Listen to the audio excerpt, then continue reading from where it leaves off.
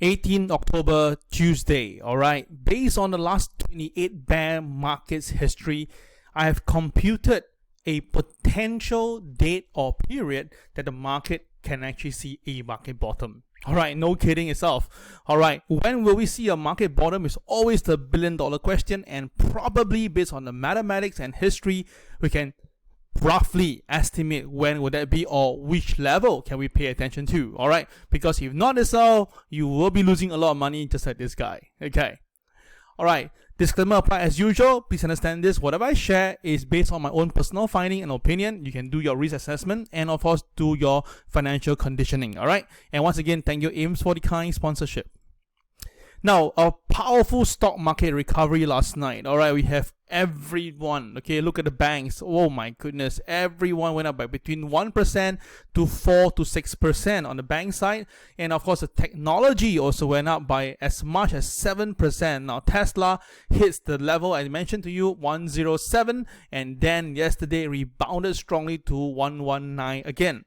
Now, traditionally in the in the so-called third quarter, both technology and bank counters usually perform a little bit better than normal. All right, but still the point is this the real bottom? Well, let me just do this with you, okay? So first of all, let's go back into history first, okay?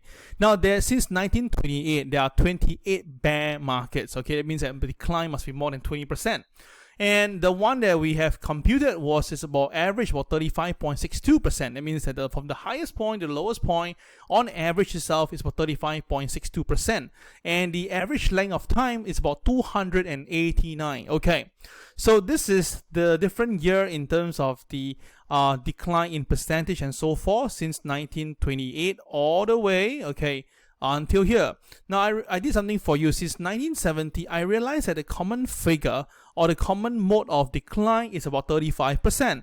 So we see that back in 1970, back in 1987, year 2001, 2002, we can see on average itself is about 30%. Okay, got the idea.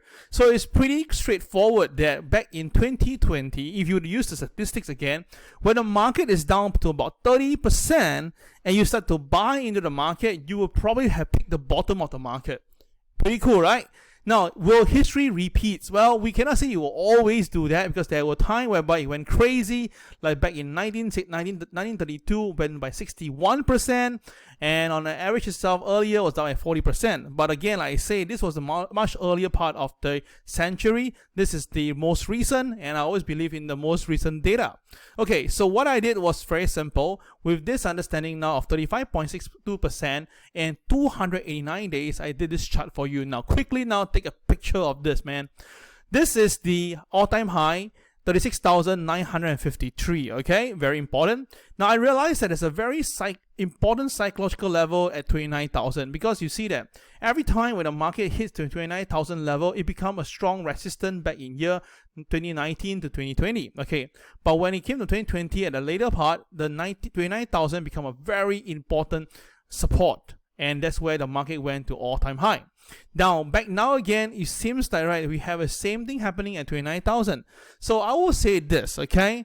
Based on the all-time high level, if I do the mathematics and bring it down by about 36%, we will get about 23,800. That means that, okay, if the Dow Jones ever come down to 23,800 series, okay, it will be a very good time to buy into the market because based on statistics I showed you earlier itself, right, whenever the market comes off by 35%, okay, from an all-time high, this level here, 23,800, will be a good time. And if you look back again, well, you can see that we do see a very interesting support resistance thingy right here as well.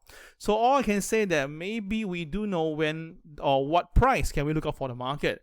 Now, let's say the market had to what you call sideways instead, then watch out for this particular date. Now, estimate 11th of January 2023, we will likely see the 289th day from the all-time high. Got my point? So we do have a price or a date that we can use it as a form of guidance to see when will the market actually really bottom. So don't you think that this is a pretty cool chart, right? Again, itself, this is something that brought to you by Cal. Okay. Now, the main reason that the market will likely continue to fall further, because we do know that the US interest rate will still have to go higher. Alright, we still have to go higher. So if the number go higher, alright, then what happened? Usually the stock market will fall. Okay, we've seen that before. So therefore, the downside is there. But interestingly is that if you notice for some time, okay, here and here, you will notice that when the yield actually, Fed fund rates comes down, the stock market actually comes down a bit more, yeah? So, well, if you look at it this way, if there's going to be more rate hike, and then maybe by probably the later part of the year itself, then maybe the inflation has hit a high, and Federal Reserve may need to really cut interest rate or whatever. Who knows, right? The market will just have to fall a bit more, and that's the reason why I felt that we can see the target, okay, that we mentioned earlier itself, right, whereby the market supposed to come down to about 23,800 series. Okay, so traders, you may want to take note of all this information. Yep. Okay, so let me move on. Now, seemingly the professionals are still building a very large position on the option side. Well, it's almost to the point of the same level of 2008. All right, by the time itself, the market has dropped more than 30%. So if you look at this right now, if you tell me that this is a good idea when the market hits the most maximum of shorts, right? Okay, then maybe we are very near there. So a little bit more, another 10 to 15% drop from where we are right now, which is roughly about 35%, then maybe we'll have this point happening again, and that was where the market bottomed and went out all the way up. So things may really happen. That means that we had to see a capitulation first, down by 10 to 15%, a quick one in fact, and then the market bottom out. So that is how I see it the next 2-3 months, and that's the reason why I'm pretty confident that this VIX is going to show me some stuff. Now, I was looking at a VIX chart this morning, and I realized something interesting. So follow me, guys. Follow me. You understand this very well. Okay, hold on here. Let me just change my color for you. Okay, now you take a look right here. Okay, now I realized that before the VIX shot up here back in 2009 with a triple movement here, whereby the market went up, spikes, and then it pulls back, right? But once it crosses this area here, okay, this is the weekly chart, by the way, right, that is where the market start to go all the way ballistic. Okay, so take note of that. Okay, so when I realized this again, I saw the same thing happening over here back in 2020. All right, and of course, same thing again when the market breaks the last peak. All right, the market basically shot up. Okay, so now I look at the current situation itself, right? It's something like this. So I'm just waiting for the market to break a technical level, maybe like 30, 39, 40 level, and then we will see the sudden spike up. Okay, now this is just a small little just forecast, but when I did something extra, I noticed the time distance. Okay, I noticed that from the starting point, okay, the starting point itself to the explosive movement is about 2 years. Okay, about there. So when I do the same thing again, I notice that it also seemingly repeats. And if you look at it right now, we are almost there. So that means that we're about 2 to 3 weeks away, or maybe 4 weeks away from a potential explosive movement. You got my point now. So this is the reason why I felt that, okay, because the deadline given to us is actually January 11, right? So it's about 3 months, 2 months and a half to go. So if you look back into this VIX chart and look at the time frame involved and the chart pattern, it does tell me that there is a possibility that we will roughly get to see a bottom near January, and of course, all the market actually goes down to the crazy level of 23,000 plus area. That will be bad, right? And when that all hits itself, I'm quite sure the VIX will go through the roof. So whatever it is, it seems that everything is really deployed for something big to happen. Don't you see that? Okay, I hope you agree with me then. Alright, so let's look at the chart for today and see whether what can we get from the market right now. And this is incredible. I just saw this chart moments ago, and you can see that this is the technical line that I had the high, and then when I put it down to this point here itself, you can see an extension right here. So it seems that the Dow gonna have some form of resistance, but because the BMB on the day chart right now, the potential upside could be going up to 31,732. Upside potential is 31,732.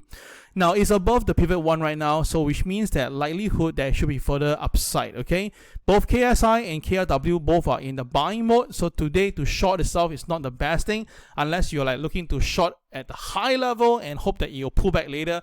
But that is dangerous because, like I say again, once the market goes above the pivot 1, usually we will see further upside. So if you look at me and I tell you this, I think that likelihood we'll see the Dow Jones going for the 30,762. Because if the market really want to sell, if you notice this, every time when the market wants to sell, they'll pump it up first. So if you look at it right here, the market from this point pump up almost 1,700 points before it actually pulls off. So now you look at the lowest point, which is here, the market bringing it up here, we are about 2,000 points. So we are roughly there. All right, we are almost there in my opinion. But if you notice that result, right, back then here, the KSI was totally red, but here is green. So that means the buying is quite genuine, all right? So traders, you need to be careful. Now, I want to show you this chart here itself, which I done just now, okay? Remember this one using the mathematics? I told you guys that if the market stays above 29,563, the first target it will go was 30,487. So the market really went past this figure and now is trading above it. So as long as the Dow Jones stays above 30,487, there is a mathematical possibility for the Dow Jones to go to 31,411 because that's the 85% mark. So which means that the market have technically left the 80%, which is the bear territory. And I already told you guys this 77.5% at this 28,639 is such a lovely, powerful bottom call here. Okay, so all I can say is this, guys, if you are going to be short in the market, let it come back down first. Let it come back down to 30,487, then you can see coming back down to this point here. At the moment now, it's seemingly surging towards here itself. So if you want to chase on the long side, I just feel that it's a bit too late right now because the market has went up by 2,000 point, right? You don't want to chase a 2,000 point rally. If you really want to do a buy-in right now, let it come back down and see whether do you want to buy later. Okay, that is my opinion. But of course, for short term, for today, if you just want to buy and make some quick buck over here, if you insist so, then the upside, the maximum is about 30,762. Now for me itself, I'm just staying out for now. Okay, now the market that I'm actually looking very closely is the crude oil market. Now I really don't like the way crude oil is moving right now. KSI is red in color, KRW is now cyan, but it's just dwelling down. Now today is a doji directional day for crude oil, and there is a few stacks here, 8460s MLP, 8490s MA30. So if the market can stay above 8490, okay, we may see going back to 85,858. But if the market loses this, now you can see this is a BNB SL level at 8427. Yesterday and today, the market have basically touched this level and rebounded. Now this is a point whereby two things happen in my mind.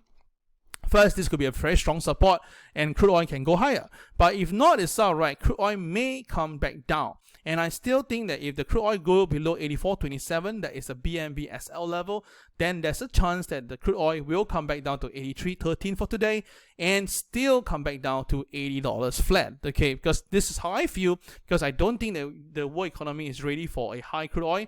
And of course, if the world economy is not doing well, the reflection on it will definitely be on the crude oil market. Okay. And one more market to just wrap it up for today. I want to keep my video short so people can enjoy this, is the Tesla. Okay, now Tesla, as you can see right here, the chart's a bit small to do this. Okay, anyway, the upside potential for Tesla is 246 level. Watch out for this. The downside for Tesla is 182. This 248 is the BNB of Tesla. Okay, that is the BNB extension 1x1. The downside is 182. Now, what I don't like about this chart is that both KSI and KRW, both of them are red. So there is a chance that there's a good chance that Tesla may come to 182. Now, even if it goes back to 230, 240 because of the good earnings example, I believe that time Elon Musk will come in to take some profit because he needed to sell some shares to make sure they have enough money to settle his buyout, I think by end of this year. By end of this month, my bad. Okay, so that is the reason why I still think that Tesla is still going to go down to about the 180 series. Okay, so watch out for all these numbers for today, and I wish you all the best. It's Kel signing off. Have a great day. Bye bye.